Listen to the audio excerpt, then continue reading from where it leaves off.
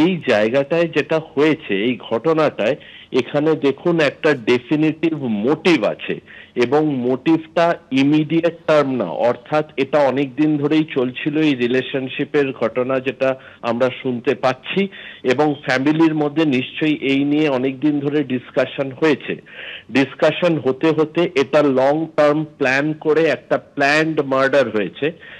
অনেক খবরাখবর নেওয়ার পর ওই রকম জায়গায় গিয়ে এমন একটা ক্রোধ, এমন একটা আক্রোশের সৃষ্টি হয়েছে যেখানে মানুষটা ব্লাইন্ড হয়ে গেছে, অর্থাৎ আক্ষরিক অর্থেই হিংস্র হয়ে উঠেছে, এবং এনভায়রনমেন্টে কি চলছে তার সেটার কোনো ইম্প্যাক্ট তার মনের মধ্যে ফেলেনি।